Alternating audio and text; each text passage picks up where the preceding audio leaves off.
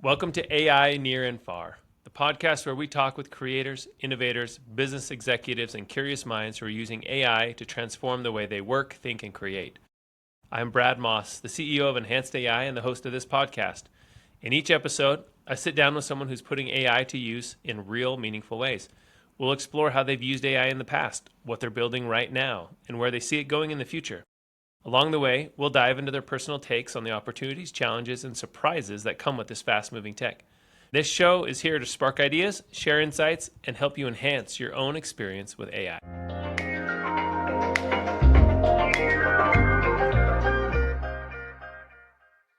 All right, so we're excited to announce a brand new interactive feature for our listeners. As we are brainstorming and knowing that we're AI first, we're starting this week that each episode will come with its own AI-powered chatbot, and it's linked in the description of this episode. So the chatbots are designed to answer your questions as if you're talking directly to the guest. So it's trained on their insights from the show and their public work. So you can dive deeper, explore their ideas, or even ask follow-up questions we didn't get to during the interview. Just click on the link and start chatting with this week's guest.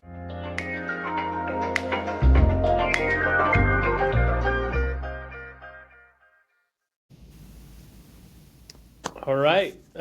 Today, I'm thrilled to welcome a true architect of organizational transformation, Gary Lamach. Gary currently serves as the Senior Vice President of Strategy and Growth at ELB, where he partners with global enterprises to reimagine their talent and operation models in our rapidly evolving business landscape, particularly since AI is here, right? So, with over 2 decades, I still got a little bit more to talk about you, Gary. You can cut it off whenever you want, Brad. Yeah, well, just a couple more things of background, and then we can jump in. With over 2 decades of experience in business transformation, you have built a reputation as a trusted advisor to C-suite executives, and you're navigating their complex change. And one of the things that makes your approach unique, it's your ability to balance like visionary strategy with practical execution, which is seems to be rare when you're kind of sitting up there. It's like, what's the practical execution pieces? Which has basically been, I think, part of the big success that people have hailed you for. You've also become a thought leader in helping companies prepare for the future of work and not just adapting to change, but thriving in it, which is exactly where we are with AI. So I'm excited to dive into this, Gary. So welcome to the show. Thanks for having me, Brad. I'm excited to be here.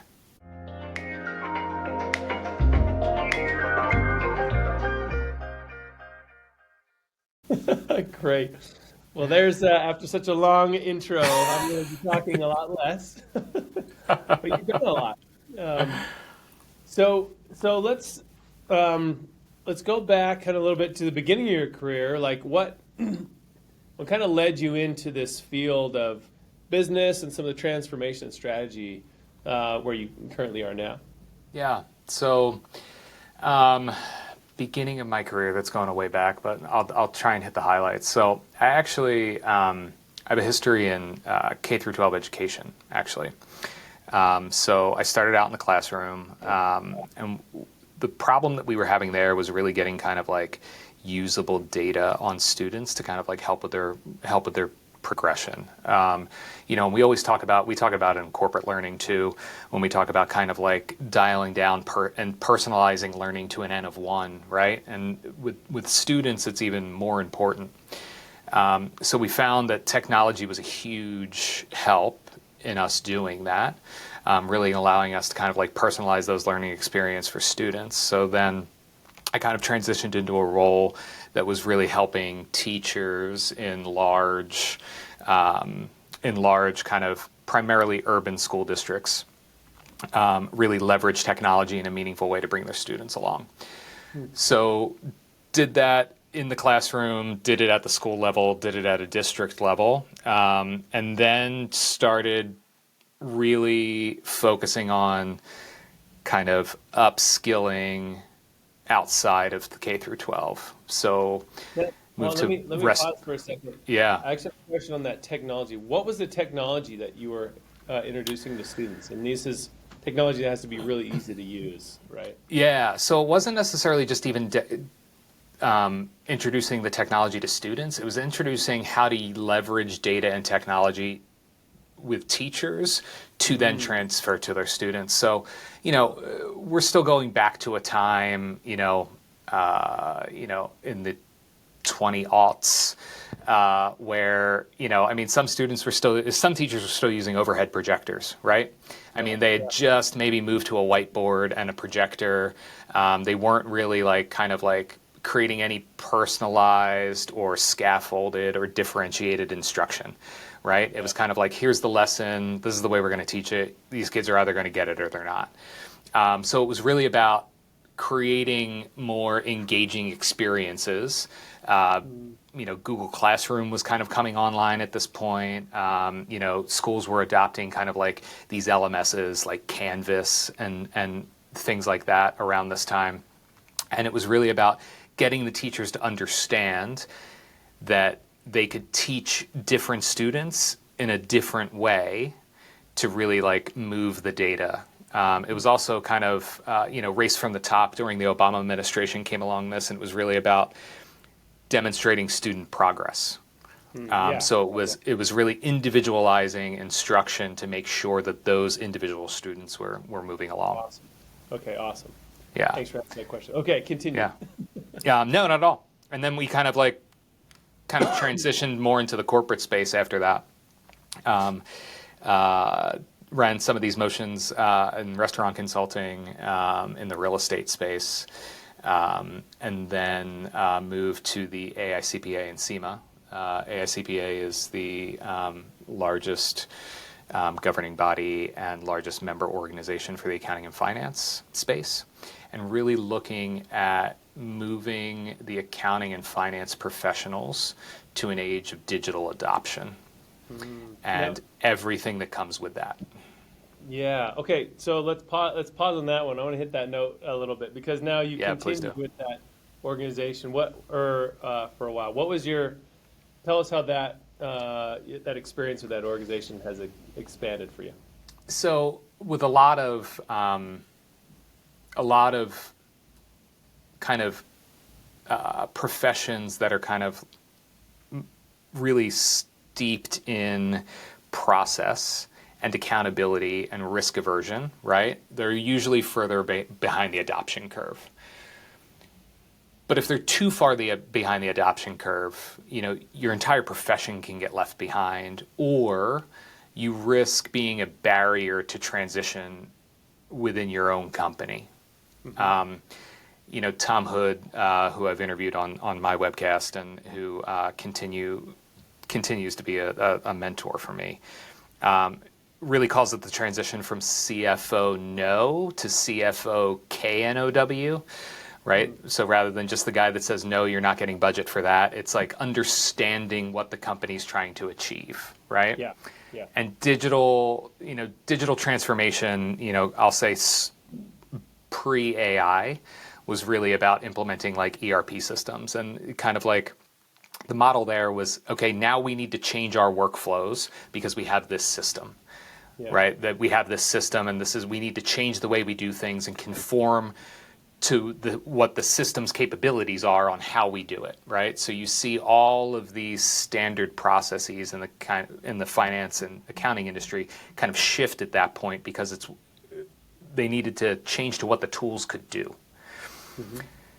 So fast forward to AI, and it's just completely accelerating that entire transition. Yeah. And more of these professions that are kind of steeped in that tradition, we see it with law firms as well right now. We see it in accounting and finance. We see it in legal teams within companies. And then on the creative side, like writers, copy editors, creative professionals, kind of like an unwillingness to use AI because they feel that it's, there's a replacement there rather than augmentation. Yeah. And then on the professional services side with, legal and business and accounting and finance, it's really about the reliability of what's coming out of AI that scares them the most, and the accuracy. Yeah, that's for sure. It's something that we could definitely talk more about. So, but before we get to that, as part of that CPA, were you on like the board of that like group, that governing body? No, so most of the work I did around that area was a group called the Future of Finance that Tom Hood leads, and it's really bringing on kind of like influential senior leaders in business and industry, and CFOs from a lot of Fortune 500 companies, kind of discussing what the future of finance looked like and the essential skills for finance professionals to have to be able to adapt and adjust in that. Okay, so, but, I mean, obviously you've been really pivotal on this and really influential with a lot of folks. What has been like, has there been like one or two like core things that these guys, that you're teaching everybody that like, hey, you got to be open to this or that? Yeah. So we called it the T-shaped finance professional, right? So it's where you have that really like deep technical knowledge is the vertical on the T. And then it's those kind of like cross-functional skills at the top, things like collaboration and problem solving and creative thinking and storytelling. So it's really, we're seeing, the irony of it is that we really saw kind of the reemergence of what we would classically call soft skills, and the need for those in the market more than technical skills almost now. Yeah. The technical skills in any given area are just table stakes now, right?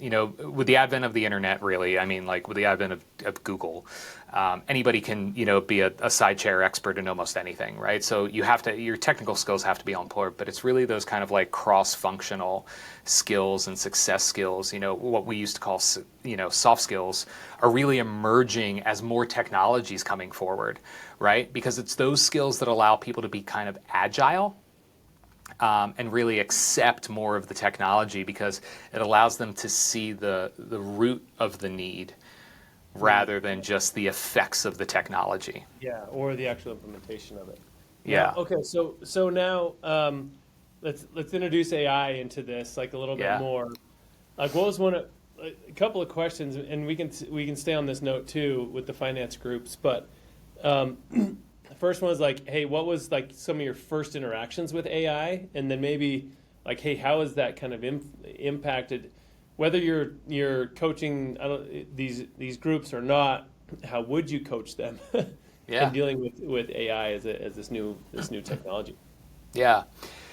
So there's two things there. So I'm going to say what really lit the AI spark with me, like many people, was ChatGPT, right? Like, RPA and things like that and some machine learning functionality has always been around with accounting and finance for years, right? There's a lot of software that has been around that uses kind of AI, but not how we would refer to kind of like LLM AI now. So it's been using AI in the background for years, on the general ledger and things like that. So the advent of ChatGPT is really kind of what lit the fire for me because I've never been a programmer, right? Yeah. So it's like that's not where I've lived. So it became the first point where I could kind of communicate with the machines, right? And most lay people could communicate the machines. But I think what really helped me was, my early days, when you had to use a Commodore 64 and putting in the prompts and, getting creative and, going to bulletin boards when I was a kid and trying to, get into the back end of bulletin boards because I thought I was a little hacker, right? And things like that, right? But it was like I kind of had a decent understanding of how to communicate a little better than I think other people when these LLMs first came out. I could talk to the machines, I think, a little better. So my prompting, without knowing explicit prompt language, was giving me slightly better results than the average person. So that's really when I got addicted really fast to see, like, what can we do here and how can I train these, simple machines to be able to do so much more than I was able to do before. So, one of my earlier projects was just a question, multiple choice question generator. So when you're creating any kind of like learning or assessment, writing the test is the worst, right? Because, writing multiple choice questions, and it's actually writing the wrong answers that are a lot harder than writing the right answers. So writing those wrong answers, it's like you got to get creative without telling it to, without giving it away. Exactly. Yeah. So, Because and I mean, a good test taker can smell that a mile away. That's like, oh, oh, this is obvious. 100%. I mean, I pride myself on, the longevity of my career and most of my certifications on the fact that I'm just a decent test taker. And just kind of always have been. Like, I am nowhere near an expert in as many areas as I have credentials that say that I am. But one of my earliest GPTs that I created was there's a certain way for compliance testing that you have to, psychometrically write those questions and give responses. And NASBO, which is an underwriter of CPE education, continuing professional education, requires a way to provide explanations for the incorrect answers. So we would pay subject matter experts, a decent rate to write these questions for us. So on average, it was taking them about 20 minutes a question to write these questions. So I was able to demonstrate kind of immediate cost savings by writing a question generator. Yeah, that wrote a question generator, right, to create these highly compliant questions. So then we would have a subject matter expert edit them rather than create them. Yeah. Right. And it saved us a lot of money. I'm not going to put exact numbers out there, but it saved a lot of money. So that was my hook, right? I was completely addicted at that point. Yeah. And so we just kept uncovering more and more business cases. Yeah. Okay. So let's move on to like kind of where you are now. So that's kind of what triggered it. How is AI? I mean, it's so ubiquitous, but how is it kind of reshaping like the learning and the talent transformation, the work you're doing at ELB right now, and even your approach to training and talent transformation at ELB? So I think the future of training and upskilling is, I had a conversation, and I'm going to give Kirsten Moorfield a plug for this because it was her line and not mine, is that the shelf life of skills is diminishing, right? So, you used to be able to read a book, and that knowledge would carry you through for, years, if not decades, right? So I could learn something in AI today, and it could be irrelevant in 2 months. So the shelf life of skills is diminishing, and that's going to create an inflection point for learning and development in the fact that how you're training your people needs to be agile to the market that it needs to serve.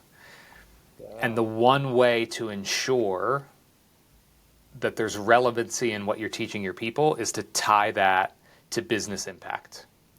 So if it's moving the needle for the business, right, your training is relevant. If it's no longer moving the needle for the business, your training is irrelevant. Gary, there's like this is incredible. Like, this is so deep. I think many people, it's this foundational level of changing how training works.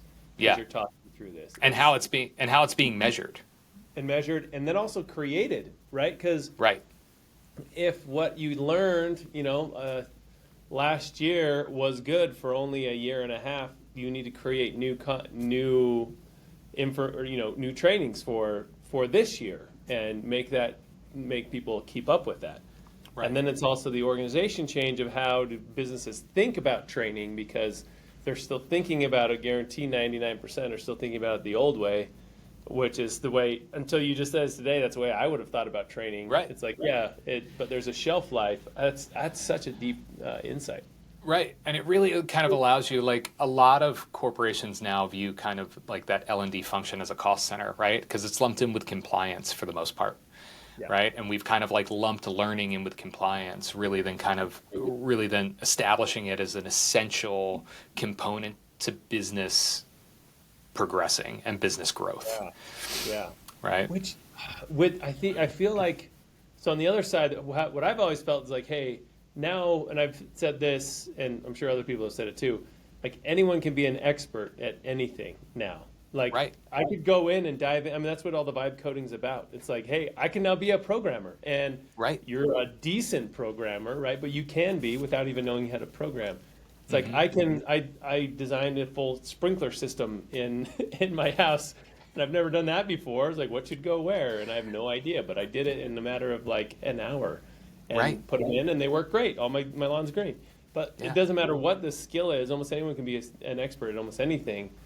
But that also does that diminish what people have learned in the past? But I think more so it's the opposite of like, hey, what do we need to keep learning in this role to stay really relevant where the market is right now? Because Right. I think that's such a positive way of thinking about learning and development, I think.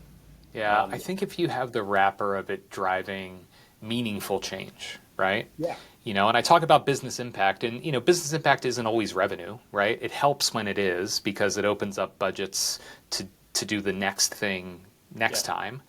Yeah. But it doesn't always have to be, right? It could be an increase in morale. It could be an increase in productivity, an increase in job satisfaction, an increase in communication ability between leaders and those who they lead, right?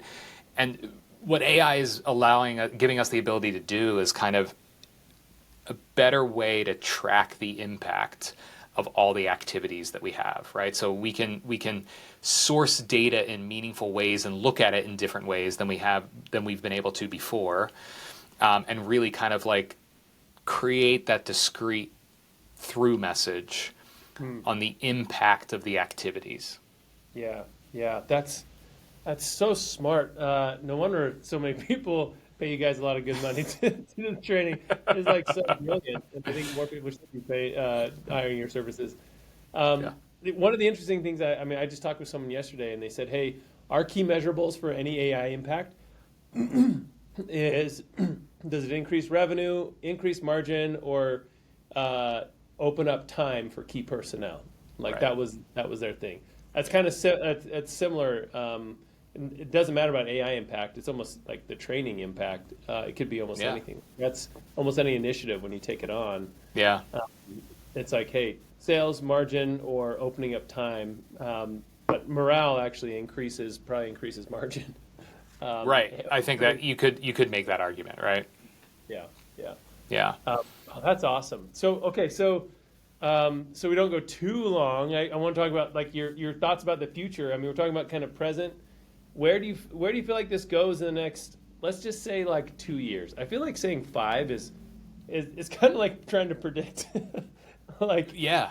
like I don't know when Yeah. something's gonna You be- say 5 and you might as well say 3 decades, right? I mean, yeah, at this point, yeah. So, Yeah. So 2 years, like where do you feel like for organizations and how, well, maybe more flesh out, hey, what do they need to learn right now? And then where do you feel like this AI technology is kind of taking them in the next couple of years? So a lot of times I think that organizations need to learn how they should be using AI to impact their business specifically. I don't think that there's a panacea out there right now for how every business can benefit from a single tool. And I don't think that there's a way that every business can benefit from a single implementation methodology. I think it's very discrete to the work that is done in every business. And I think when you're thinking about AI implementation or AI training, that it needs to be very aligned to the work that's being done.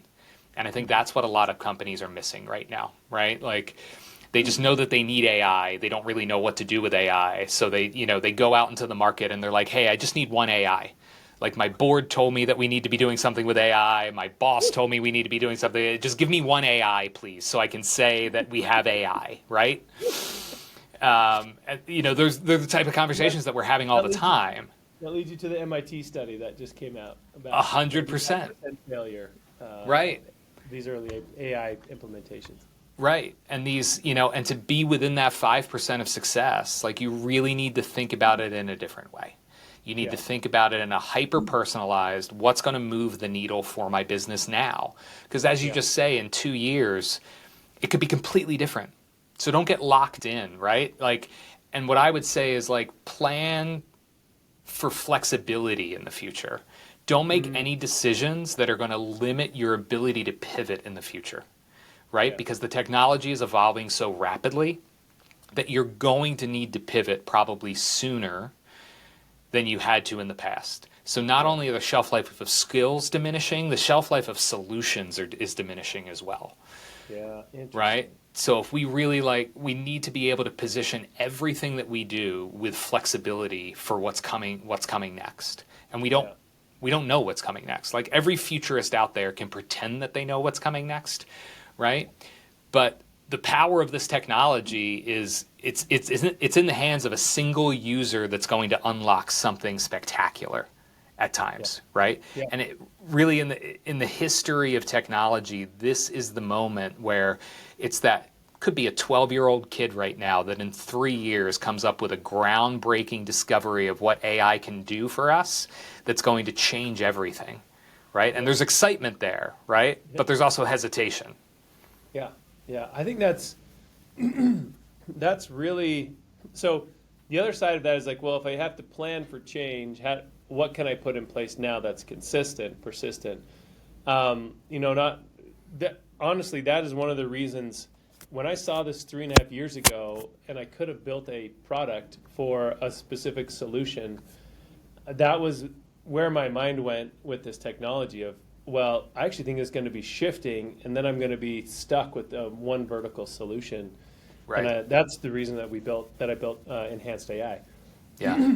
Is because just knowing that I think flexibility is definitely going to be the future. It's almost about this AI, this technology is all about personalization, not just to the person, but to the company too. And it makes it so flexible for people to have something very specific for their workflow, for their business unit.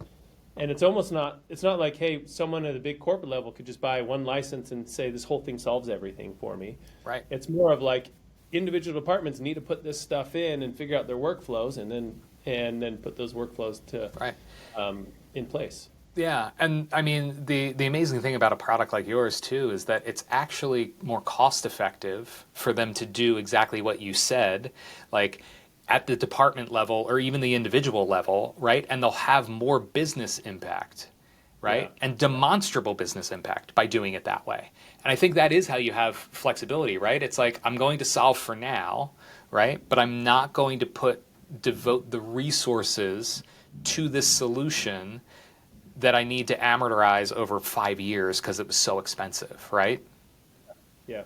In a way, I feel like it's similar to like social media and advertising.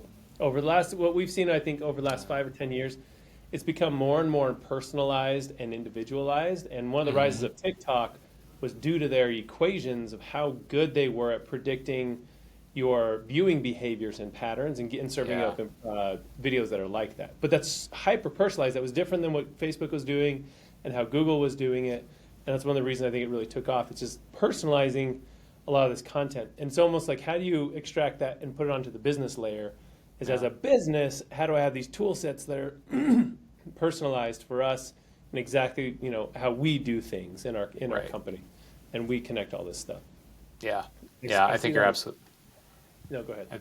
I think you're absolutely right with that, and I think that, like I said, what I'm seeing in the market is the companies that are doing just that are far more successful with their AI adoption and their AI use as well, because they're actually making meaningful changes, not only for the business, but for the individuals that are performing those functions. Yeah. It's fascinating. It's like a totally different approach than like, hey, we just bought Microsoft Copilot for everybody. Go use it. Right. Like, that's how sales used to kind of happen, and they still do. Yeah. I don't see that as the future, to be honest. Not like these one solution fits all. It's like, you got to have individualized pieces. Well, and it's like, what are also kind of like the KPIs associated with that? So everybody in the company is now writing kind of like cleaner, shorter emails, right? And everybody can find files faster. So what are they doing with the extra time? Are they giving it back? Do you think they're giving that back to the company? Or it's, I've talked to people and they're like, I use ChatGPT for everything. I'm not telling my boss that I'm doing that because he thinks I'm brilliant right now, right? So it's like, I'm not giving away my secret sauce, right? The shadow AI, what they call it, like the shadow AI usage. Shadow AI, yeah. Auto AI. Yeah, Yeah. right. So, but if you're creating a tool, everybody hates something about their job, right? So go in Yeah. and talk to teams then and say like, hey, what is the thing that gives such lesser return, like takes you so much time and really doesn't do much for the company, right? That it takes absolutely no creativity or no higher order thinking. Like, what are those processes that we should just automate? And Hmm. if you find efficiencies there, I think you'd be amazed by how you're able to grow. Yeah. Yeah. And it's usually what we found is like usually when you do one, then all of a sudden the company's eyes like open up, like they light up. They're like, Yeah. oh, we can do this. It is successful. You can deploy AI in a very meaningful way, which doesn't have to be really expensive or take a No. long time, right? Like Right. our Or average build, or flashy, right? yeah, or flashy. Sometimes it's just Yeah. like, hey, the system's now running, and you can do it in a couple of months instead of Yeah. almost a year. Okay, Right. so maybe one of the last questions, maybe the last question. Yeah. Don't want to take too long, but like what's one of the biggest misconceptions that you see when you're talking to these leaders? So you talk to a lot of business leaders. You probably talk to a lot of forward-thinking ones, but you probably still talk to a lot that are still not. Like, what's one of the biggest misconceptions you think these global or these bigger enterprises have with either AI or the implementation of knowledge in the workforce as it's changing? So, implementation of knowledge, I think a lot of leaders fail to see the value, right? And they're not spending enough time there. Gartner does a study every year that really asks CFOs kind of like what their primary focus what their primary focus is, and the activities that they focus on. So, and they do that as aligns to their priorities, right? So if you look at like a CFO's priority, like a well-educated workforce is always high, like at the top. But if you look where they spend their resources or where they spend their time, it's never there, right? So it's like a huge priority, but it doesn't get a huge portion of the budget, and it doesn't get a huge portion of the focus of executives, right? So there's a disconnect there. So it's undervaluing kind of like that educational aspect of a well-educated workforce and what they're able to do, right? So from knowledge transfer for AI, I think it's kind of analysis, paralysis by analysis, right? So they're afraid to get it wrong, right? So I think that there's a lot of misconception that it has to be this huge. We think about digital transformation, right? The big D digital transformation in the past, right? It was these CRM systems and these ERP systems, and The word these human rate. transformation is so big. It's like it's intimidating. Transformation, just the word. Right, exactly, right? So, with AI, it doesn't have to be that, right? It doesn't have to be this like enterprise-wide transformation. Like there are little steps that can create huge opportunities for growth. So I think that's the biggest misconception is start out small, get some early wins. Yeah. Right? Try a couple things, see what works, iterate, figure out the flow, figure out the process, figure out the decision-making process that needs to occur at your company, and then repeat on the successes and, slow roll on the things that, did not see as much success on. Yeah. It's almost the entrepreneur mindset also, right? Yeah. Like, hey, iterate quickly, iterate fast. At Amazon, we did that. It was not uncommon to see like 2 or 3 teams in completely different departments all trying to solve the same problem. And these are totally different organizations and everything. And little do they know, their solutions are all boiling up to Jeff, and he and his team's like, okay, which ones work the best? Yeah. But they've spent the last year working on something they're all trying to solve a similar problem, and maybe from a different angle. But one of the key principles there was like we would just go fast. It's like, hey, let's try and unblock your lane and just go, and just try it and get something deployed. Obviously, don't break the internet, which they do sometimes, but generally don't break the internet. Yeah. But just try something little, and then but have really strict KPIs on what are the results that you're looking for, and did you hit those results? That's usually where a lot of people miss is like, hey, just know your KPIs. Are you moving? Like we would always talk about inputs and outputs. Like inputs are the things you can control. Like I can't control viewers on my page, but I can control how many ads I'm putting out. I can control like how many people I'm reaching out to or emails I send out, right? And so what are those inputs, and then what are the output mechanisms that you're looking at with the KPIs that actually equal results for you? And nailing those down is actually almost as important. No, sorry, they're just as important or more important than getting the product right, because then you know what you're looking for. Yeah, But when I you do think that, it's been fast. yeah, and I think it relates. I think it relates to training in an aspect way too, because a lot of times, when they're training your workforce, you're not really asking what you want this learning to drive in a meaningful way throughout the business, right? So it's really tying that kind of idea to impact when it comes to learning, that not enough companies do well. Yeah, that makes sense. Yeah. Okay, here'll be our last question. We've actually gone a little long, but last You're question. good. If you could solve one org challenge with AI that might seem impossible, what would it be? I would say AI in a meaningful way, tracking everybody's work so that person can see the impact of what they're doing every day.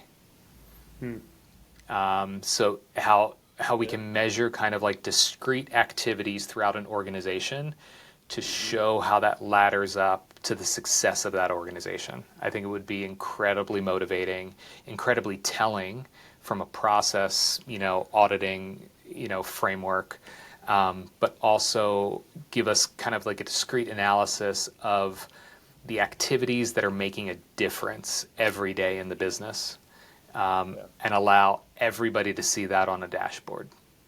Man. Okay, I want that. That sounds awesome. Right? Someone, and maybe the 12-year-old today is going to figure out how to do the AI that Right. fixes that and track it. Yeah. That's amazing. Okay, well, Yeah. Gary, this has been awesome. Awesome as always always. appreciate conversations with you.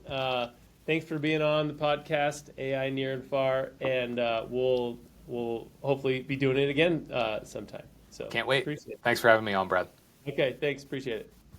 That's it for today's episode of AI Near and Far. Big thanks to today's guests for joining us and sharing their story. If you enjoyed this conversation, make sure you follow or subscribe wherever you're listening. If you prefer to watch these episodes, you can find them all on YouTube. And if you're feeling generous, please leave a quick review. I'm Brad Moss, and thanks for spending some time with us. We'll catch you next time as we continue exploring how real people are using AI to shape what's next. Until then, keep on building.